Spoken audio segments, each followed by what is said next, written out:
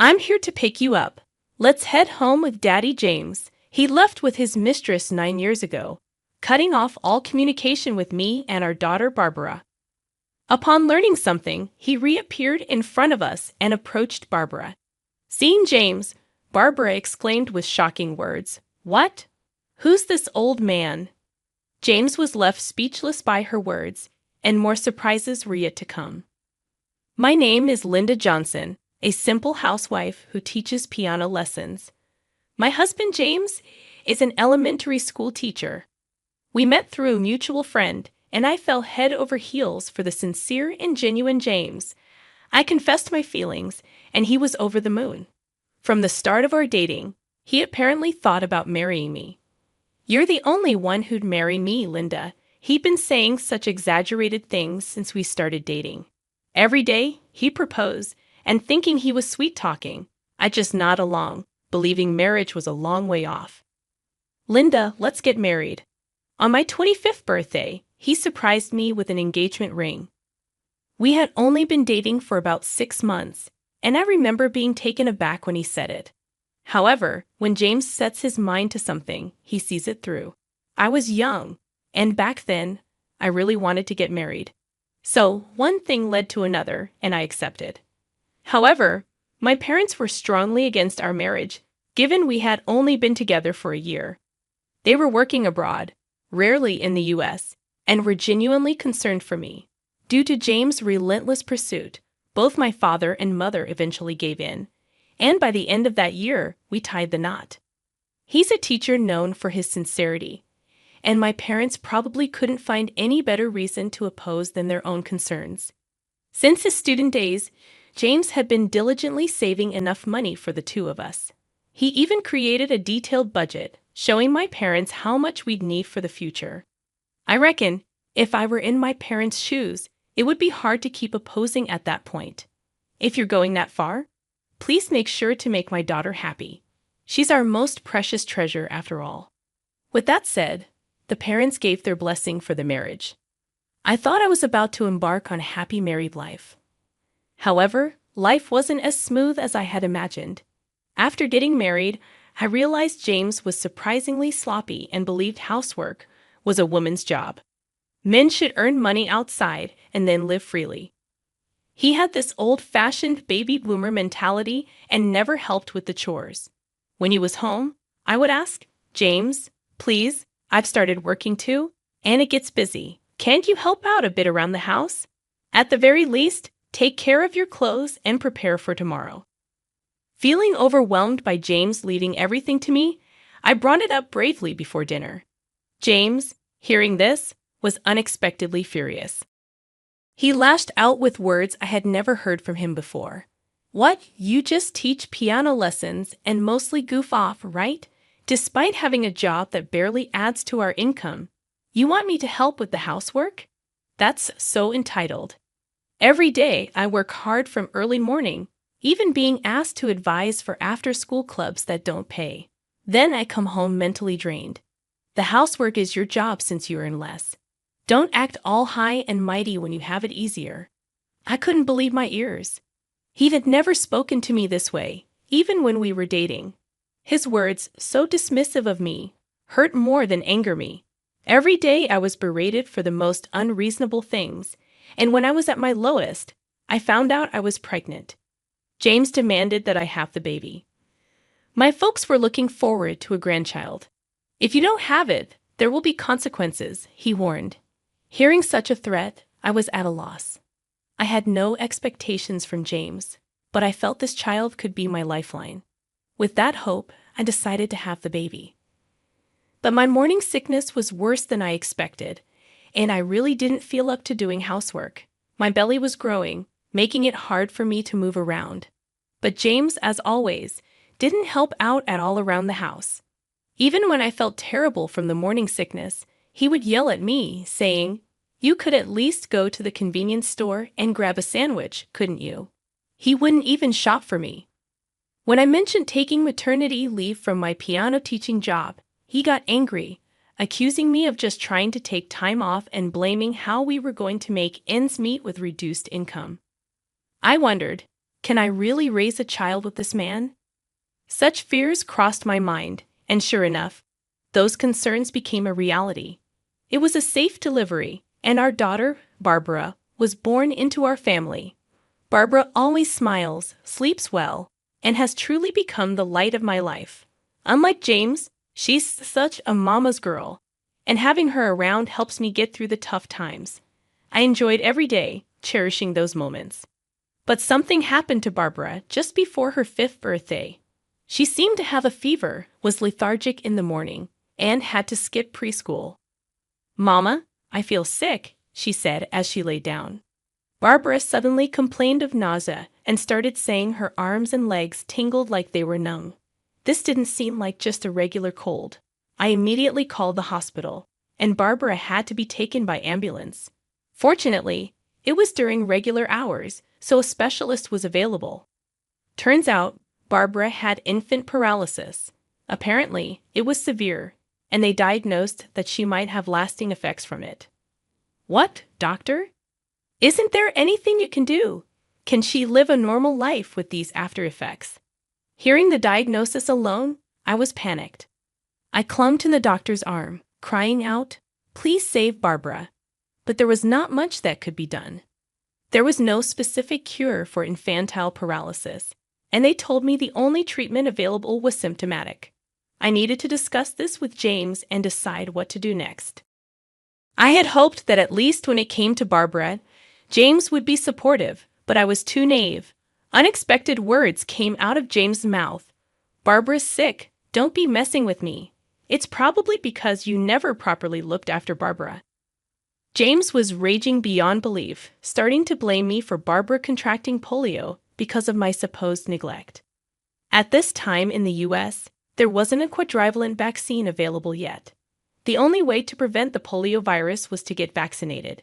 To be frank, there wasn't much that could be done if someone caught it. Yet James kept blaming me entirely, showering me with words that seemed like he was trying to escape responsibility. "What are you going to do if she ends up with lasting after effects and needs more care? You going to take full responsibility for her?" James spewed these cruel words without a second thought. Hearing this, something inside me snapped. Why do you push everything onto me when she's both her child? Polio is an unstoppable virus, okay. Other than vaccines, there's no effective prevention. Instead of blaming me for what's happened, shouldn't we be discussing what to do next? Yet here you are, more concerned with pointing a finger rather than worrying about our daughter. Don't you feel any responsibility as a father? I had never once complained about James since Barbara was born. I'd always kept silent out of fear that Barbara might get hurt if I didn't. But I had reached my breaking point. I feared that if I kept it in any longer, I might do something regrettable, especially now that Barbara wasn't around. It was crucial to confront James, and I thought so. I directly shared my feelings with him, but his response was something I never expected. "When did you think you could talk back to me like that?" James gave me a look of disdain, colder than anything I'd ever seen from him. Seeing that expression, a chill ran down my spine. "I didn't raise you to be a defiant wife. You should have just listened and obeyed me. I don't need you anymore. Get out." With that, James started to drive me out of our home. Confused by the sudden turn of events, I banged on the door repeatedly from the outside, pleading for him to let me back in. But there was no response from James, and the midwinter air pierced my skin. Why did this happen? Tears overflowed from the sheer pain, and that day I ended up returning to the hospital barefooted. I left my cell phone and wallet at home. The nurse who saw me turned pale and immediately tended to me. Warm blankets, a drink, and the kind words of the nurses. Tears streamed down my eyes as I felt the warmth of people around me. The nurses contacted my mother and explained the situation. Linda, my mother, who was in the UK for work, decided to come home right away. She took over dealing with James. Seeing that I was mentally exhausted, leave him to me. "You just focus on Barbara right now. She's the one fighting the hardest. Pull yourself together." She revived my soul, and it woke me up. I'm not the only one who's hurting. Barbara is still fighting to overcome the virus, holding on to Barbara's hand as she struggled. She squeezed back weakly. I'm going to fight on, even without words. It felt like Barbara was telling me that. It made me realize I can't give up either. However, due to Barbara's severe polio, she had paralysis affecting her left lower half. She could move but not freely at her own will. It's almost like she's numb, but her fever subsided and she could talk properly. Barbara smiled as if to say she was okay. Who cares about one left leg? This is nothing. Thanks to you for bringing me to the hospital so soon. Heck, I'll even undergo rehab to make this leg move more. So, Mom, please don't blame yourself anymore because of me. Barbara, now regaining her strength, seemed to have realized everything. There were times when I secretly left the room to cry, and I constantly blamed myself, thinking it's all my fault. I was comforted as if she could see right through me. Hey, Mom, where's Dad? He hasn't visited once. Is he busy? The moment Barbara mentioned her father, my heart sank. Barbara, can you listen calmly? I hesitated to tell the recovering Barbara the truth. However, I didn't want to hide anything from her. If she has to face a painful reality someday, I might as well tell her now. Gathering my thoughts, I told Barbara the painful truth. A divorce. Turns out, James had left Barbara and me to run off with his lover. When my mother went to James's house, everything was gone except for my belongings. The only thing left on the table was a letter written about a divorce, and there was no trace of him other than that. When my mother tried calling James on the cell she'd given me, he coldly said, "Why would I care for a sick kid? I'm done with you. It's over between us." And with that, he hung up. Later on, when my mother visited his parents' house, they told her about James' current situation. Apparently, James had been seeing another woman for a while, and she got pregnant. Thinking of remarrying her out of responsibility, his parents apologized over and over, saying, "We're truly sorry for our foolish son." My mother talked to me about this, suggesting, if you want to go to mediation and ask for child support, I'm all in. James's parents also agreed on this. However, I didn't want that. While I can't deny that I'm boiling with anger about everything, my mind is preoccupied with Barbara. I don't have the time to deal with such a deadbeat guy. I conveyed my thoughts to my mother, who, though frustrated, respected my decision. So, Dad cheated. Upon hearing the story, Barbara wasn't shocked. Instead, she thoughtfully uttered the word cheated. Thinking I might have upset her, I hurriedly looked into her face, and out of nowhere, she showed a chillingly bright smile. In that case, Mom, I have a favor to ask. I was completely taken aback, feeling both scared and surprised by the situation. Listening to Barbara's words, she shared something shocking. 9 years later, Barbara entered 8th grade. She made a remarkable recovery, and after graduating from a special education school, started attending a public middle school. I opened my piano studio on my own, and now I make a living out of it. Since then, we faced countless challenges, but Barbara has been resilient, and I often find myself leaning on her for support. Just as I thought our smooth sailing days would continue, I spotted a stranger standing in front of our house that day. Barbara and I were out shopping, and she was right beside me when I noticed the man. Wondering who he could be, we approached him, only to recognize him, and both of us wore expressions of shock. "I'm here to pick you up. Let's go home with Dad." To our surprise, it was James, the man who had abandoned us all those years ago, waiting for our return. Why was James at our home? More importantly, how dare he show up now after all this time? My anger and hatred surged instantly, ignoring my evident discomfort. James tried to approach Barbara. "Don't you dare get close to her. Who do you think you are? Acting like you're her dad now? What happened to your affair? Aren't you happy with your new family? Don't touch her with those filthy hands." Although Barbara has recovered, her left leg doesn't fully move. If James were to grab her now, she wouldn't be able to get away. Determined to protect her, I stood in front of James, not hesitating to confront him with biting words. "I don't need you. I came to see my daughter. Get out of my way." As he tried to forcibly move me aside, Barbara pulled my hand, and with a bright smile, delivered a shocking statement to James. Who's this guy? A friend of yours, Mom? He looks dirty and creepy. I wish he'd leave our house right now. Huh. Stunned by Barbara's words, James was left speechless. It seems like you're referring to me as your daughter, but my only parent is my mom. I was told my dad passed away when I was young. I don't know you, though. I never told Barbara that her father had died, and I quickly realized she was improvising on the spot. I was amazed by her quick thinking. Barb didn't stop there. Is it okay if I call the cops on this stranger? Or should I yell? Hey, someone help. This weird guy is trying to kidnap me. Barbara didn't hesitate to raise her voice right in the middle of the street. Seeing this, James panicked and tried to silence her. But I firmly stood my ground. Hearing the commotion, our neighbors came out to see what was happening. Are you okay, Barbara? Are you really some kind of creep? If you lay a hand on our Barbara, you're going to regret it. No, you got it all wrong. I'm her father. You're my father. Don't make me laugh. Upon hearing the claim of being her father, Barbara's cheerful expression vanished, and she glared coldly at James. I don't have a father, and the only reason you're trying to contact me now is probably because of money, right? Ever since I became a singer-songwriter and started earning. Hearing her words, James was taken aback and seemed lost for words. After that incident, Barbara asked me if she could start taking piano lessons. Dad always told me to focus on my studies and not waste time on things like games, TV, or other hobbies. I should only study hard, he'd say.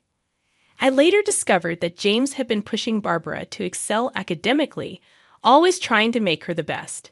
Because of this, Barbara would secretly write letters to her friends and refrain from visiting them to avoid getting caught. If your mom finds out, she'll spoil you, so let's keep this a secret, just between the two of us.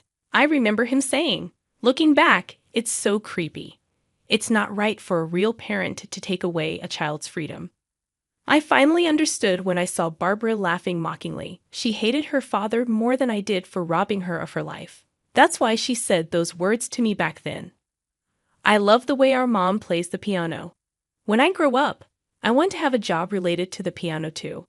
I'm going to show everyone how wonderful the piano is.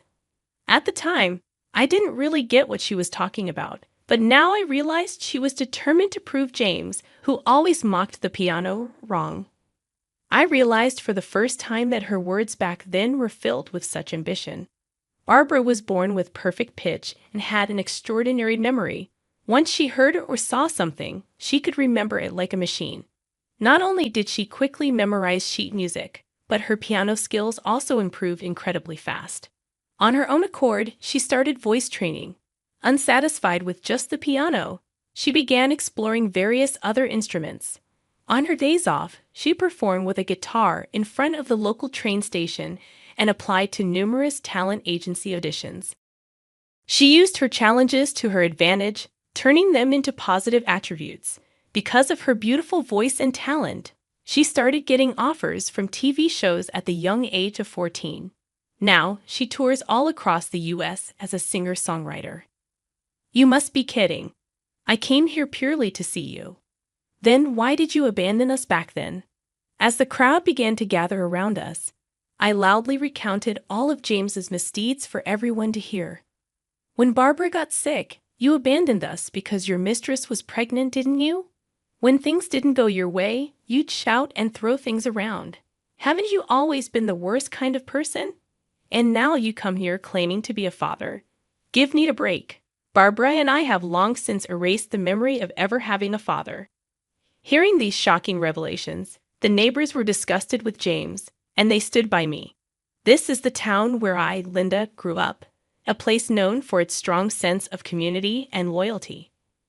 Everyone here has treated Barbara as if she was their own child, helping raise her. To them, it felt like their child was being insulted. The crowd began shouting insults at James. I don't have a father. Why would I ever go back to a scumbag like you? I'm going to live my life with my mom and friends. Never come back here, you womanizing piece of trash. With that, Barbara threw her bag and jacket to the ground, signaling for the crowd to chase James away. The neighbors shouted at James to get away from Barbara as he desperately clung to my feet. Ah, Linda, please help me. I admit I was wrong. From now on, I'll cherish you and Barbara. I'll spend the rest of my life making it up to you. Please, I'm begging you, forgive me.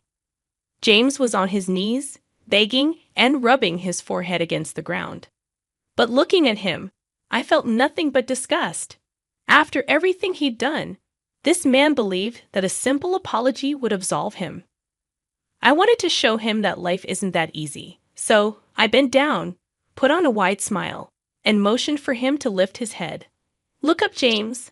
Linda, please forgive me. Thinking he'd be forgiven, James looked up only to be met with my eerily cheerful smile, leaving him speechless. He seemed to realize the end was near. Standing on the brink of despair, James walked away from us. In the days that followed, the neighbors were relieved that nothing bad happened to Barbara and me. Some of them, aware of our painful past, even shed tears of sympathy. We'll be here for Barbara from now on, as her dad or big brother or whatever. You're a bit too old to be called a big brother, ain't you? You got that right. Everyone laughed it off in a cheerful mood, and before we knew it, the atmosphere lightened and Barbara's smile returned. Apparently, the reason James visited us that day was because Barbara was featured on a TV music show, and he happened to see me there. He was able to find our house since our home also functioned as a classroom. A bit of digging easily revealed our location. Word has it his current wife is quite the spendthrift, and his paycheck alone couldn't keep them afloat, so he came crying to us for help. Some folks just never change. Guess it's good we tossed him out when we did. Mom, maybe I should write a new song titled Trash and vent about all our past grievances, jokingly said my daughter. As scary as it was hearing those words from her, seeing Barbara enjoy life despite our hardships made me feel a bit glorious.